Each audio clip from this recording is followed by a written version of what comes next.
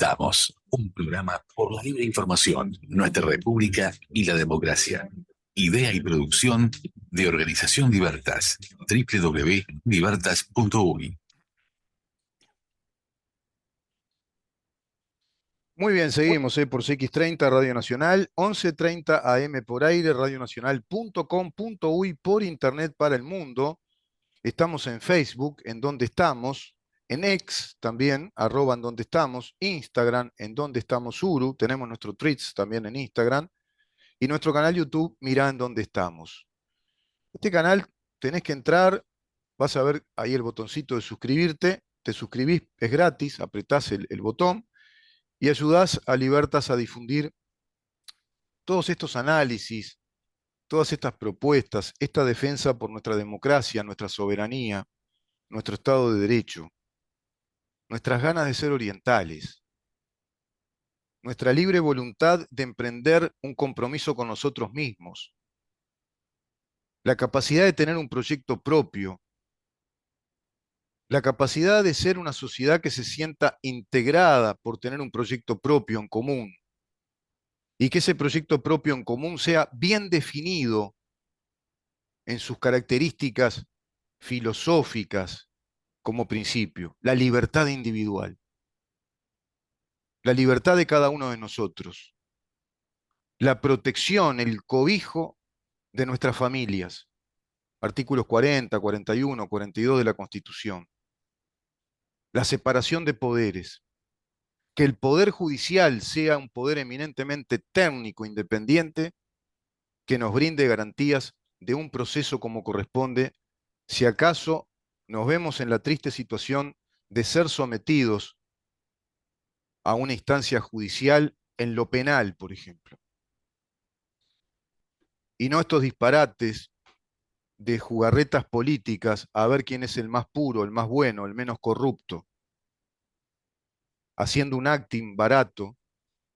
Yo no lo conocía. Si esto fue así, como plantea el presidente, ratificando además esos 22 imputaciones o acusaciones que una fiscal hace respecto a la comisión de delitos que no están probados, que no atravesaron instancias judiciales, que no están delante de un juez que va a resolver en una sentencia, que no se dio sentencia en una primera instancia al menos para decir, bueno, sí, cometió estos delitos, y ya el presidente está hablando como si Penades hubiera cometido los delitos que se dicen que cometió, que por supuesto son de naturaleza aberrante, lamentable.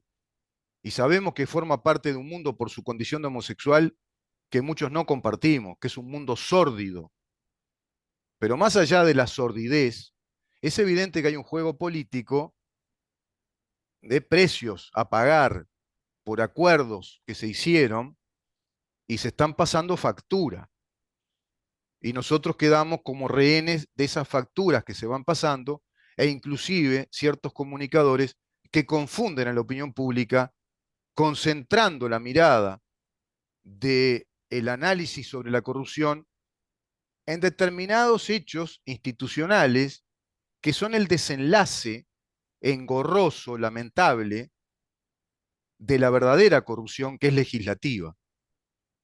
La corrupción que tiene nuestro país es directamente legislativa. Construyeron de modo inconstitucional e ilegal este nuevo Uruguay con ese modelo neomarxista desde los gobiernos del Frente Amplio. Tenemos que tomar el poder judicial. Es importantísimo para nosotros y transformarlo. Bayardi en el Congreso del año 2017 del Foro de San Pablo. Debemos tomar las Fuerzas Armadas. Topolansky, ¿se acuerdan cuando decía? Tienen que ser fuerzas del gobierno más que del Estado. Llegó a decir ese disparate. Tenemos que tener fuerzas alineadas con el gobierno. Es decir, que sean fuerzas armadas frente amplistas, una cosa así. Y tenemos que tomar la educación. Bueno, lo lograron. Y cuando vino este gobierno, al cual el 54% de la población lo votó en primera vuelta, porque no es una coalición, es una coalición electoral o electorera, pero no es una coalición formalmente establecida como coalición orgánica, con estatutos internos, con una propuesta única, con un basamento doctrinario o ideológico, filosófico, que sepamos hacia dónde vamos con esta coalición. Siquiera ellos saben bien hacia dónde van, porque Cabildo Abierto se sorprende descubriendo que no es lo mismo que lo que son los partidos hoy por hoy, Partido Colorado, Partido Nacional y Frente Amplio y Partido Independiente, porque están alineados a la Agenda 2030, que es una agenda neomarxista que coincide mucho con los lineamientos de los gobiernos de Frente Amplio, que a su vez profundizan más todavía la revolución hacia el Estado socialista, porque el Frente Amplio ya es miembro integrante activo junto a la FEU y el PICNT del Foro de San Pablo y el Grupo de Puebla, que en su momento vamos a leer partes documentales, documentadas de lo que dice el Foro de San Pablo. Y vas a ver que todo coincide con el Uruguay que fueron construyendo. Es muy largo lo que pasa. Así que no esperemos resultados distintos con las mismas acciones. No podemos esperar un resultado distinto si viene un gobierno a cumplir con las mismas acciones, con los mismos actos administrativos, con dejar la misma legislación, con profundizar aspectos legislativos de la misma legislación, cuando lo único que trajo como argumento fue una ley de urgente consideración que corrigió, reordenó, digamos, la maquinaria fiscal.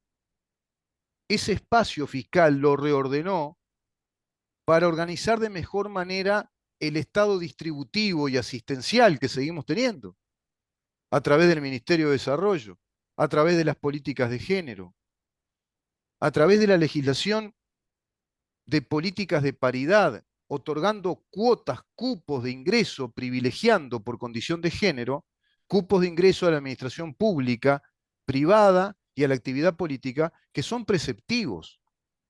Cupos por ser travesti, por ser mujer, por ser hombre, por ser negro, por ser blanco. Cupos, leyes de paridad le llaman. Todo eso hace al concepto de la inclusión social, que a su vez está como círculo concéntrico dentro del gran concepto de la igualdad social. De ahí lo de sociedad igualitaria. Y por eso van a predicar todo el tiempo de modo caseteresco, ¿no? Un cassette que se repite, porque ya es viejo. No hablemos siquiera de un pendrive, que también es viejo, de una aplicación. Es un cassette, ¿no? Y vamos por la sociedad igualitaria, y tenemos que igualar los salarios de los trabajadores, tienen que subir, y siempre te hablan de subir los salarios. Tenemos ahí un audio, Maxi, que es muy interesante porque hace un cuadro comparativo de lo que plantea un economista liberal de la Escuela de Austria, precisamente, es decir, un liberal como Milei, que en lo económico está muy en lo cierto, es un científico de esto, y lo que dice ¿se acuerdan aquel que tomó un poco de más y chocó los autos y después tuvo que ir a hacer trabajo comunitario? Marcelo Abdala, ¿está por ahí? Mirá lo que propone uno sobre los mismos puntos, sobre los mismos temas, las políticas económicas que propone uno y que propone el otro. A ver si lo podemos escuchar.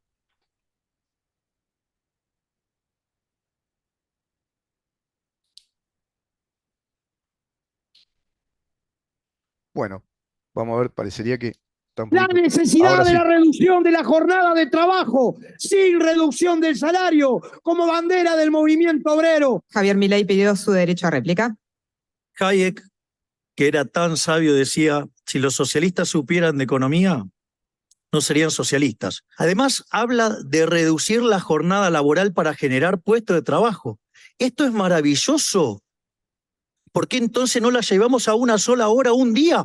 Va a haber empleo para todos. Es decir, es como decir que se modifica la ley de gravedad con un decreto. Pero como si todo esto fuera poco, dice que el salario tiene que estar por encima de la canasta básica, que sería maravilloso. Pero ¿sabes cuál es el problema? Que con las cosas que vos proponés, en lugar de tener más, vamos a tener muchísimo menos. Y vamos a tener un nivel de desempleo enorme y todas las empresas quebradas. Claro, porque si vos subís el salario y lo subís por encima de la canasta, y que todos ganen por encima de la canasta básica, y además que trabajen cuanto menos, y vas a generar una inflación brutal. ¿Qué es lo que hacen con las negociaciones colectivas? Siempre están negociando el salario. Y allá va el gobierno como un alcahuete y dice, 10% más le dimos. 10, lo arreglamos y viene el ministro, 10%. Entonces están negociando inflación, negociando inflación. Por ejemplo, ahora el gobierno les pide de rodillas a los sindicalistas patoteros de ANCAP, son los que le rompieron la chimenea, ¿se acuerdan? Los que destrozaron la chimenea, los que quisieron romper también la planta de fabricación del Portland en La Valleja. Como hay que remodelar toda la planta, porque no hicieron nada durante los 15 años en el Frente Amplio, está muy envejecida, tiene graves problemas, la refinería de ANCAP de La Teja, hay que hacerla de nuevo. Entonces está ese plan de reconstrucción de la refinería, ¿viste? Porque este es el mayordomo de buenos modales, que viene a arreglar la casa, te la va a pintar, la va a dejar más prolija, va a hacer mejores gestiones, va a administrar mejor, te hace unos impuestos un poco más amigables para un lado, no para otro, ojo, pero para un lado los hace más amigables, sigue subvencionando, por supuesto, el gas, la luz, etcétera, pero tiene que remodelar todo eso, tiene que armar la planta de nuevo. Entonces, ¿qué le dice a los patoteros? Porque le dijeron que ellos no, de ninguna manera, porque no aceptan que vengan obreros de otro lado. Siquiera se cumple la LUC ahí, ¿no? Que la LUC dice que todos tienen derecho a trabajar pacíficamente y los que quieran hacer huelga que la hagan pacíficamente sin interrumpir el trabajo de otros. Eso implica también que la empresa siga trabajando y que precisamente contrate a otros trabajadores si los otros no quieren trabajar. Tienen derecho a hacer la huelga, háganla, pero háganla ya enfrente, o se quedan en su casa, o hacen una manifestación, pero no vengan a patotear, a piquetear porque la LUC no lo permite. Bueno, lo hacen igual, la LUC no se aplica. Entonces, como van a patotear, si traen trabajadores, parece el capitalismo salvaje de aquel Estados Unidos de la época de las empresas siderúrgicas, cuando se apostaban todos los obreros reclamando cosas y si traían gente de otro lado, los patoteaban. Esto es lo mismo. Estamos retardados más de un siglo y medio nosotros acá en lo que significa vivir en relación a la economía. Bueno, entonces el gobierno ¿qué hace? Le dice a los obreros estos de ANCAP, por favor, muchachos, le vamos a dar un bono de 65.000 pesos. Le vamos a pagar un extra, pero si ustedes nos ayudan a terminar en 130 días toda la reforma de la refinería. ¿Qué responde el sindicato ANCAP? Bueno, vamos a ver, vamos a estudiar, a ver, y vamos a entrar a negociaciones. Vamos a entrar a negociaciones. Entonces ahí vienen las negociaciones otra vez, cláusulas de paz, vendrán, va a salir el ministro a hablar con toda la seriedad que le caracteriza. Y así, bueno, finalmente resolvimos con los trabajadores de ANCAP, se llegó a un muy feliz acuerdo y vamos a hacer por etapas y así, bla, bla, bla, bla. Siempre es el mismo modelo, ¿viste? Siempre es lo mismo. Es un modelo estatista, colectivista, corporativo, que te introduce en esta vida sometida a un fiscalismo brutal, porque hay que sostener toda esta maquinaria, que a su vez no te brinda ninguna garantía, porque si te ves sometido a la justicia, quedaste en manos de los talibanes ideológicos fiscales, no jueces. Por eso que en materia de sistema de justicia, el neoconstitucionalismo es el que impera hoy en el Uruguay, no solo en la justicia aplicada, sino en los cursos de Derecho, en la Facultad de Derecho, en los cursos de Derecho en el liceo también.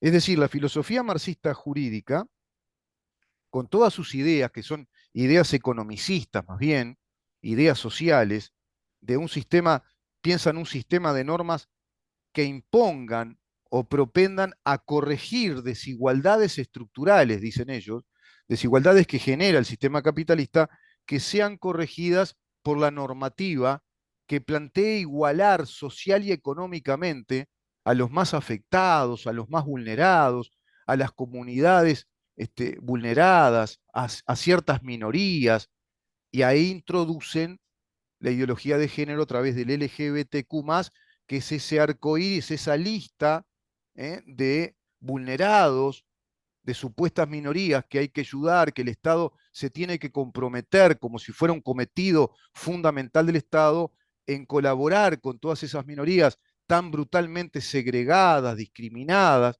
por el sistema capitalista patriarcal, que entonces hay que crear un sistema legal que corrija todo eso. Y todo esto está en profunda desavenencia con el principio de igualdad ante la ley, que establece el artículo 8 de la Constitución, que dice, todos por la condición de ser seres humanos, somos iguales ante la ley, ante el orden jurídico de nuestro país. Tenemos los mismos derechos y las mismas obligaciones. y se nos aplican las mismas normas bajo las mismas circunstancias.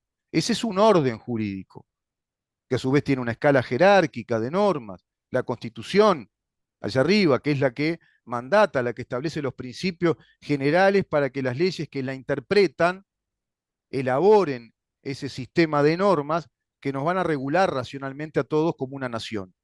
Todo eso se rompió.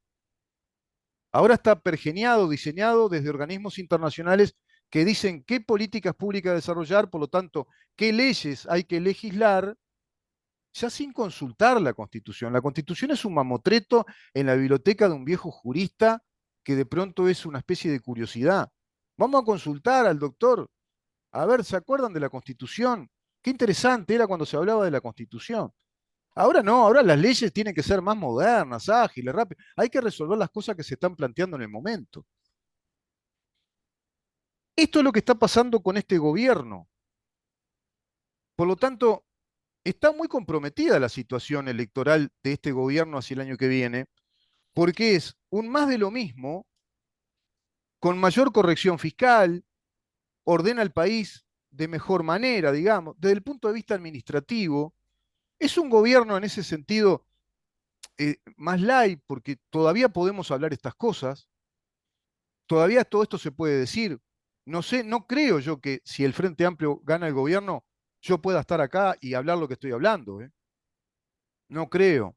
Van a profundizar más todavía, ya leyes imperativas, sancionatorias, donde directamente te van a decir con leyes, ya no palabras bozal, leyes bozal, no se puede hablar contra, siquiera hacer crítica o poner en tela de juicio todas las leyes vinculadas a la ideología de género. No se va a poder hacer crítica, sino es pasible, van a estar prohibidas. Es pasible de cometer un delito aquel que cuestione el sistema educativo vinculado a la ideología de género, etcétera. Eso pasa en Canadá, no estoy inventando, no estoy exagerando. Seguramente eso. Fíjense que si Carolina Cose impone el lenguaje inclusivo en la Intendencia de Montevideo, lo impone en los trámites internos. Fíjense que si le prohibió al doctor Claudio Rama exhibir una obra plástica porque no estaba presentada en lenguaje inclusivo, ¿ustedes se imaginan lo que puede ser como presidente Carolina Cose? Además, Carolina Cose como presidente no es Carolina Cose solo, es toda la organización, la parafernalia del Partido Comunista de Uruguay junto al PCNT, que es lo mismo, ya incrustado fuertemente en el Foro de San Pablo, que va a dar directrices para acelerar aún más el proceso revolucionario. ¿Ustedes se creen que se va a quedar esto igual si viene el Frente Amplio? No, se va a profundizar esto, se va a acelerar.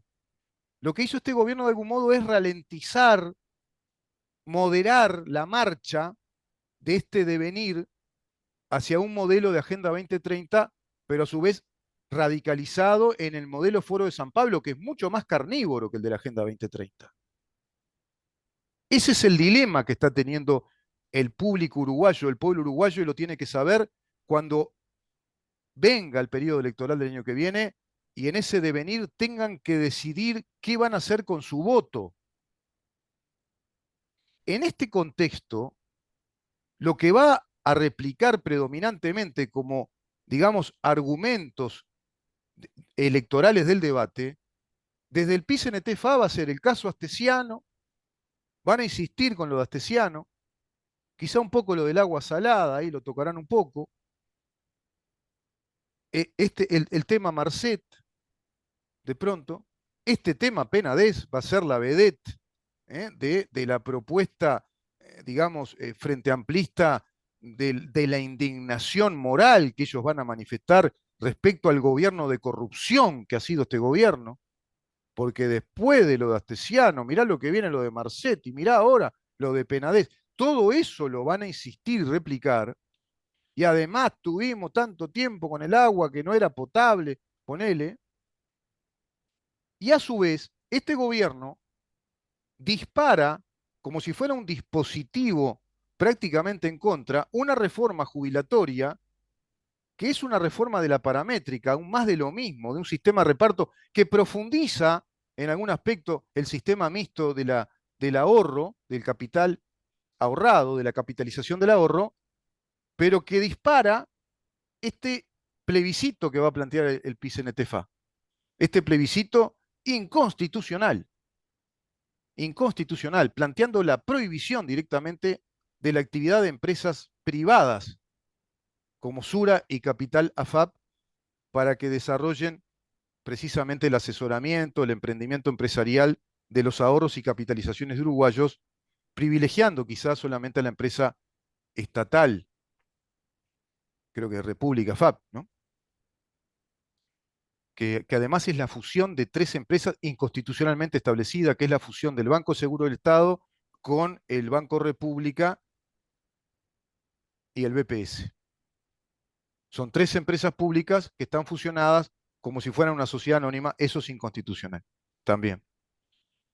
Eso se va a disparar y a su vez se va a disparar algo así como una conspiración interna dentro de esta pseudo coalición, una conspiración interna plebiscitaria, también de naturaleza aberrante, inconstitucional, que es el planteo de cabildo abierto, con una naturaleza plebiscitaria groseramente inconstitucional y a su vez impertinente respecto a los grandes temas del país, pero que pretende asumir centralidad política y asumir la imagen de una fuerza patriótica que está luchando artiguísticamente contra la usura del capitalismo internacional que subyuga a un montón de uruguayos pobrecitos que están sometidos prácticamente al escarnio económico de una muerte civil porque son sometidos al clearing a través de intereses usureros.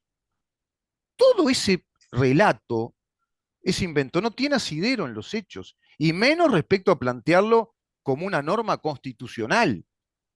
Menos, es muy dañino. Bueno, ¿ustedes se imaginan ese escenario el año que viene? ¿Y ustedes se imaginan que con ese escenario, una coalición que no es coalición, que en primera vuelta va a ir como fue la otra vez, cada uno por separado, no sé, con cierta expectación de que ese candidato a presidente tenga una votación determinada y que lo coloque en primer lugar, y en segunda vuelta todos se van a alinear de nuevo al que quede ganador, porque hay un rencor tremendo de Cabildo Abierto para con el Partido Nacional, por ejemplo. Se consideran ninguneados. Cabildo Abierto, que ya no es el Cabildo Abierto que votó el 11% casi. Si Cabildo Abierto sigue pensando desde sus dirigentes que tiene un caudal electoral del 10 y pico o el 11%, están profundamente equivocados. Por un montón de motivos que se pueden desglosar, analizar. Cabildo Abierto era una fuerza que no se conocía, que evidentemente hay que analizar por qué concentró esos votos. Son votos de sectores muy populares, son votos que perdió el mujiquismo, que los absorbió Cabildo Abierto. Son votos de la familia militar, de una cierta familia militar que hoy se siente traicionada también por Cabildo Abierto. Y todo ese mundo, ese contexto electoral, creció. Ellos sostienen que creció, que es sostenible y crece, porque en el devenir político de estos 4 años, el papel político de Cabildo Abierto fue prácticamente inexistente, a no ser el episodio de corrupción, el escándalo de la esposa de Manini Ríos y Manini Ríos defendiendo a su esposa, y luego todo eso se apaga también. Y las desavenencias al extremo de que parecía que Cabildo Abierto oficialmente planteaba que se desligaba de la coalición y terminan diciendo que no. Cabildo Abierto que acepta a través de Domenech el desafuero de Penades porque así lo exigía el presidente de la República. Cabildo Abierto que plantea un alambicado, oblicuo, intrascendente proyecto de ley de prisión domiciliaria para mayores de 65 años, pretendiendo que por una vía indirecta iba a salvaguardar a los presos políticos de Domingo Arena. Una pésima estrategia por no atender el tema frontalmente, por no tener el coraje, por no tener la sinceridad política legislativa de decir, por lo menos planteamos que se reivindique activar la ley de caducidad porque es inderogable directamente.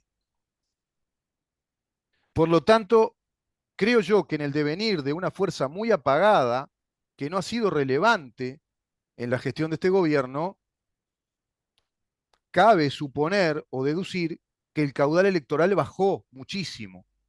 Y las consultoras así lo van dando. Van dando muestra de un cabildo abierto que está en una intención de voto del 4%, con un Partido Colorado que es muy similar.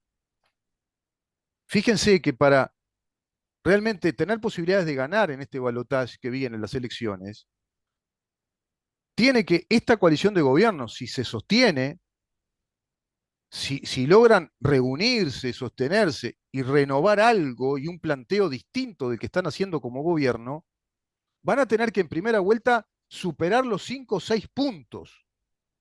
Porque en segunda vuelta, en un país que tiene una vara taxonómica ideológica muy hacia la izquierda, con 250.000 votantes nuevos, va a ser muy difícil si no se superan 5 o 6 puntos en primera vuelta, que se gane en segunda.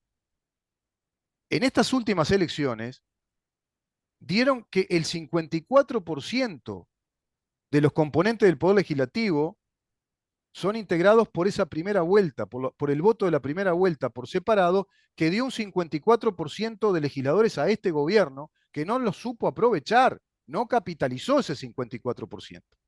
Pero en segunda vuelta que se vota otra cosa, se vota el candidato a presidente, se vota el Poder Ejecutivo a través de lo que el uruguayo ve, la población común y corriente ve, que es el presidente y vicepresidente, votan otra cosa, se van para otro lado. Y en estas elecciones, este gobierno que obtuvo el 54% en primera vuelta en el Poder Legislativo, en segunda vuelta ganó por 37.000 votos. Prácticamente la diferencia de un diputado, un poquito más. 37.000 votos. ¿Se dan cuenta?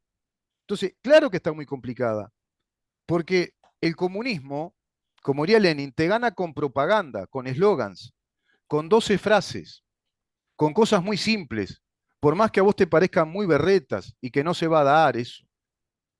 No, y esto ya está, es muy evidente que son muy dañinos. No, no es así. Con 12 frases que repiten y repiten y construyen, provocan hechos, provocan distorsiones como Astesiano, como lo de Penadez, ensalzan o le ponen el IVA a un hecho que ocurre, como lo del agua, que fue motivo de una imprevisión de los gobiernos del Frente Amplio, de una irresponsabilidad del Frente Amplio, que nos saqueó el Estado, que nos robó miles y miles de millones de dólares, que construyó toda esta legislación inconstitucional, que nos construye un Estado marxista, que ya nos tiraniza. Bueno, un gobierno que viene a cumplir con lo mismo no puede esperar un resultado distinto que no sea el que nos diga que el Frente Amplio recupera el poder, por ejemplo. Por ejemplo. Bueno, vamos a una pausa y continuamos.